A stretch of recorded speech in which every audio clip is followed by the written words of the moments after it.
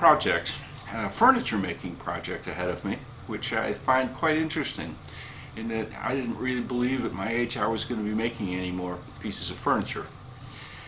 But my wife, who sits at the kitchen table quite often, watching TV and doing crossword puzzles and even reading books, has decided that it's time for a new kitchen table. And frankly, I've been looking at this table for quite some time thinking I would like that table to disappear. So that's what I'm working on now, or I'm about to start working on. It's a 5-foot long table. It's going to be 32 inches wide and about 30 inches off the floor. I'm making this one out of red oak, and I haven't worked with oak in quite a long time. Most of the woods that I've been working with more recently are much softer than this, so it's going to be interesting to see how well I do with this. But I'm going to be a pretty happy guy when I get it done, because I would really like to have a new kitchen table. So this is the table that my wife wants to disappear. This was a plywood table, trestle style. It's been a workhorse in here, and I made this when the kids were really quite small. And it's scratched and it's kind of crappy looking, and I've been thinking I'd like to get to see it disappear too. So I've invaded another portion of my basement just because I needed more space for staging and choosing the woods for the top primarily. My actual workshop space is fairly limited, so being out here and choosing the actual boards that I want to work with is much easier. It's carpeted, so I'm not going to cut any wood in here for sure, but I have several pieces of oak that I'm choosing from. And one of the motivating factors for getting this started immediately, because I've been thinking about it for a while, is that Rockler has a truckload wood sale. And they actually had, I think, 4 species on this sale. And I'd gone and figured everything out on my plans for 8-foot boards, and of course the boards were only 6 feet long, so I had changed all my plans. And the wood isn't all that great. There's some, it's not, I don't notice any twisting, but clearly I'm going to have to take some wood out. There's considerably more wastage than I had expected, but that's all part of the fun process. So this is my setup for beginning to square up these boards. Now, they're out so far that I really think I need to take it off with a circular saw. And if you can see that line, that's nearly 3/8 of an inch out. And this is not the worst of the boards. But once I get a pretty true line along here, then I can be running the boards through the table saw and really making a good edge, and perhaps then even turning it around and bringing it back along this edge again once more. So this is going to be pretty tedious and make a lot of dust, so I'm going to put some stuff on and then get to it.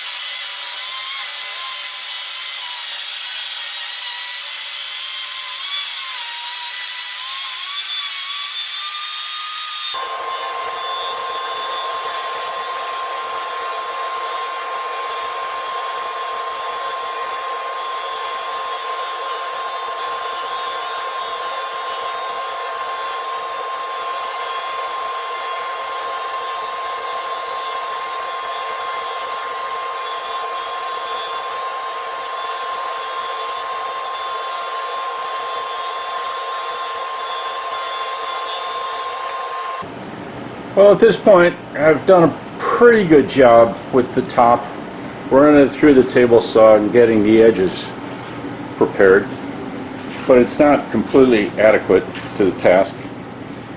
And it's getting close for some glue up. but I've got an extra foot on each one of the boards. So I think you can see here I've marked off that I just want to take that end off, and I've marked down to the other end to 60.5 inches. I want to leave a quarter inch on each end so that I have some finishing work to do at the end. This needs to be a little deeper, and even though I haven't marked it out, the reason that I let this board get into the pile is because I know that I can cut this whole section out. So that's what I'm going to be working on now, is getting into the rough length phase of this.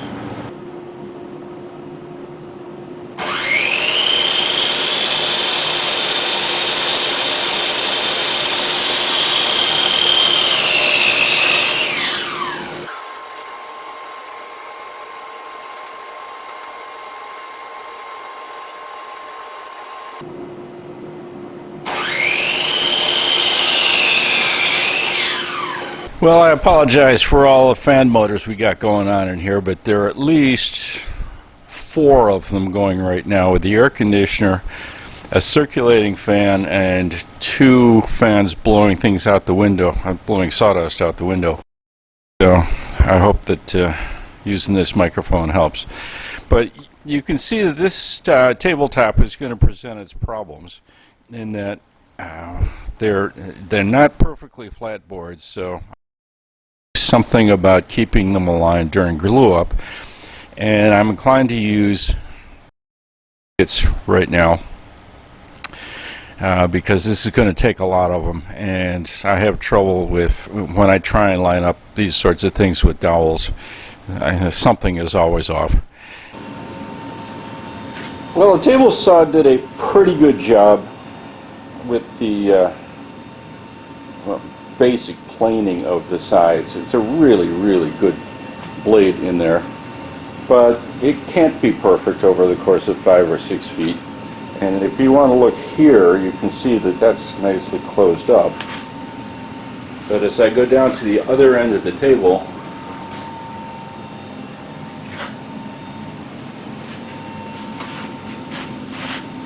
you can see that there's a pretty sizable gap there, and that's just unacceptable.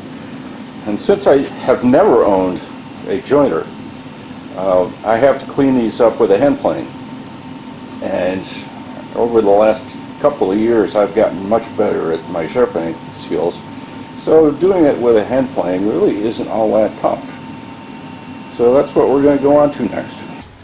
Now, I've shown this technique before for preparing your edges to be edge glued, so that they end up just nice and flat against each other, and no spaces and openings to speak of. And the way you do it, and that's all you need, is that's a Stanley 4. A larger would be even nicer, but you can get away with that. Now, these 2 boards I want to glue up just like this in this orientation, and to prepare the edges, they will be put in the vise in that orientation. And I'm going to put clamps on the ends after I line that up just the way I want it to be. And then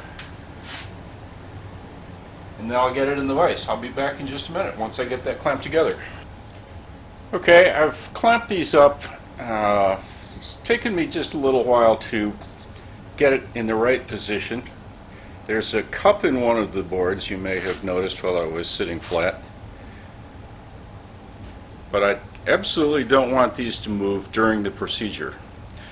And what I found is that at the ends, they are nice and flat, but there is a problem right here. There's a high spot on one of the boards, and this procedure will take that out. But unfortunately, I will work on this portion of the board first, get up as far as I can, then I'll move that clamp so that it's out of the way, and this is the piece that really needs the attention.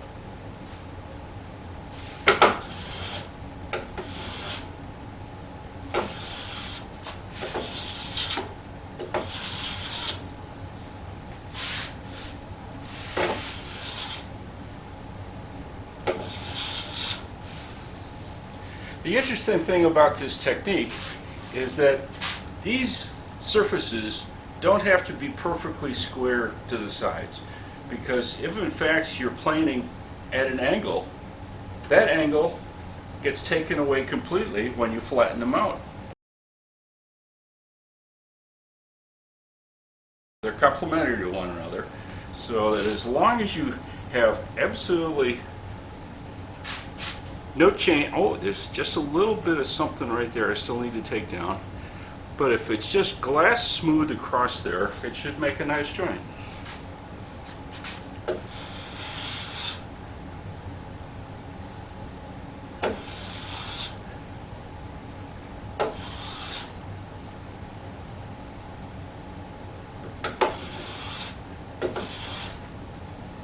I think that baby's good to go. Okay, I've taken that out of the vise and I've put some clamps on it as if I was ready to glue it up. And I really want you to see how well that has cleaned itself up in just that short amount of time. It's closed up here perfectly. And the reason that I've got this center clamp on is because one of the boards has a cup on it, which in the shadow makes it look like it may have an opening, but in fact it's just because it's slightly elevated from the other board. You can see that it closes up, and this is the area that was the problem, because there was a bump in here and it was keeping the edge away. But that's all closed up now. That'll make a very nice glue line.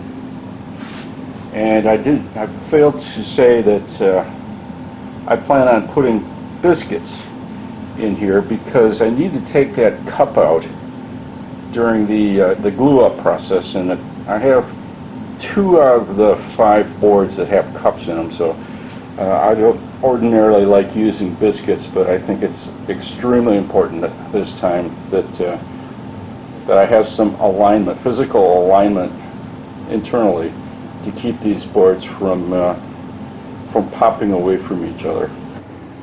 Well, while I've been planing the edges to make them nice and square for glue up, I discovered something that I hadn't recognized earlier, which is this board is a 1/16 of an inch thicker than the other boards. And that leads to some consternation. These are pretty thick boards at about 7/8. Maybe 7/8 are what the most of the boards are, and 15/16 for that one. So At this point, I had hoped not to have to run them through a planer and surface them. Now I have to. And something else you may notice, this board here used to be one piece, and it's too big for my planer. So I decided to just cut it in half and bring it down to size. And I think it's pretty obvious that there was internal stress in this board, and principally on this side. So now it's deformed, and I'm going to have to let it sit for a day or so more just to acclimate and try and get some of that stress out before I start to relieve it. But that slows down the whole process. I'm probably going to have to flatten probably this edge and then run that through the table saw again to bring it a little closer to being square. But then we'll proceed on. I had really wanted this center portion to be that big board, and then proportional sizes on the edges, but it's just not going to work out this time. But it's nice looking wood anyway.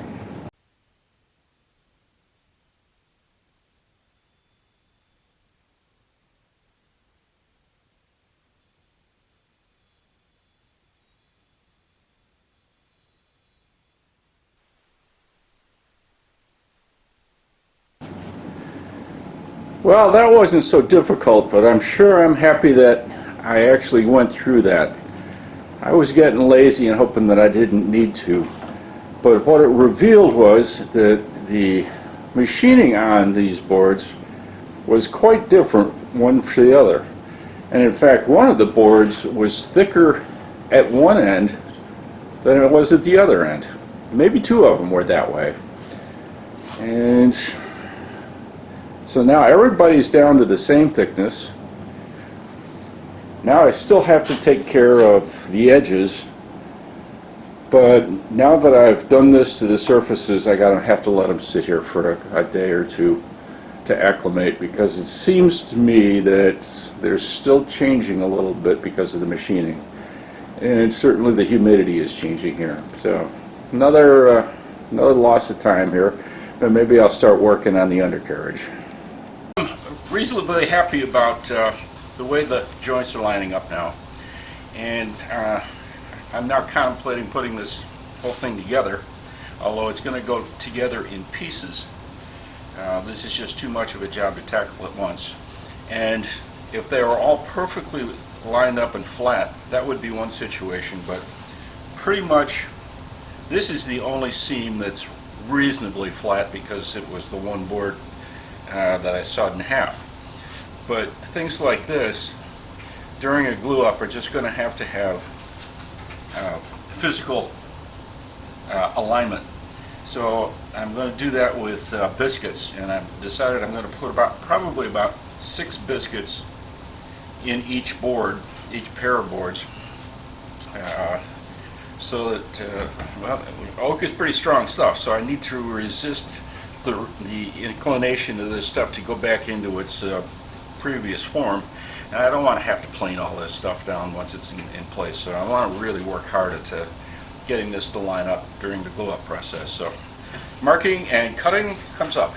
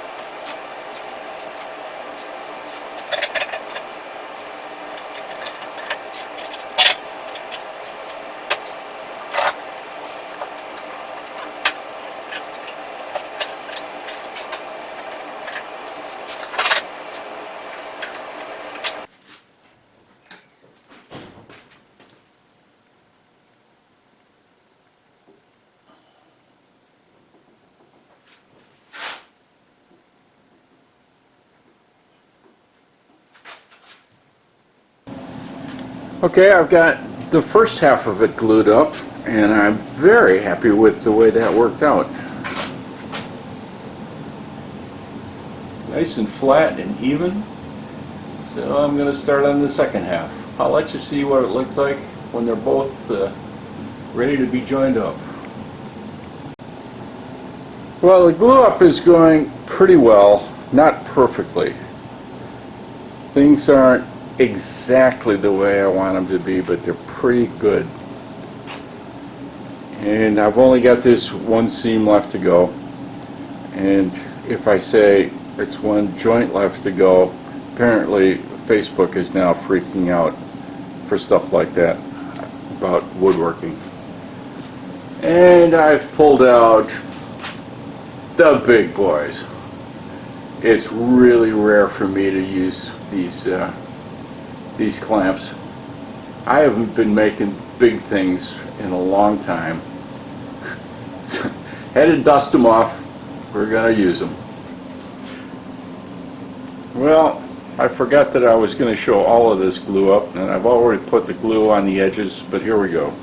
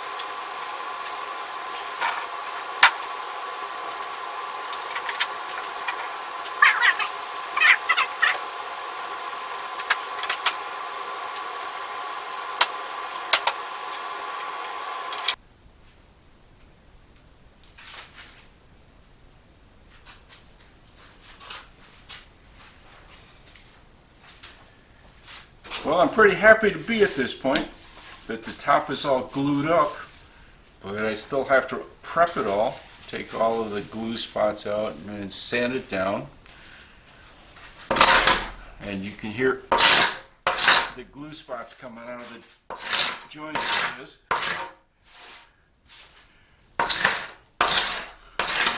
But it's working out really nicely, and I must say that I'm very happy about the way this top is looking right now. And it's not pine, and it's not poplar, and this little piece of wood weighs 41 pounds. So I want to start work on the undercase for this table, but since I've got it all set up right here, I thought I would do at least the coarse work on the top.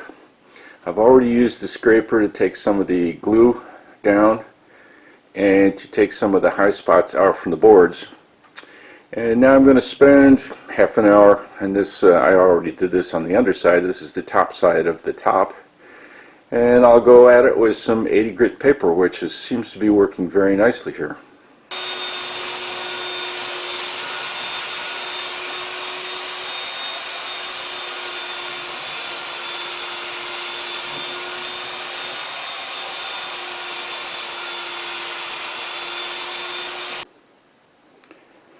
Well, I am very pleasantly surprised because it's been quite a long time since I worked with oak, and how lovely this tabletop is just coming out from something that was in pretty rough shape, from I would say no better than mediocre milling, maybe even poor milling. But the beauty of the grain is popping out. And the use of the biscuits to line these up is saving an enormous amount of effort in the flattening down of this table. The differences in one board to the next at the joint line is really very small, so this is going to move along pretty well. And If you can see that, that just indicates that one of these boards is a little higher than the other. So I'm still working on taking that down, but it's in thousandths of an inch now before I get to that spot, and that mark erases. And I have another small one there, and just a little one right there. But that didn't take any time at all. I can feel that there's some imperfections in here still, but that was for very little sanding to start feeling pretty good. Okay, part 2 is the leg and side assembly. And by the way, there is the prototype of the leg. Cut it into poplar, and I'm pretty happy with the way that looks, so I'm going to cut it into oak.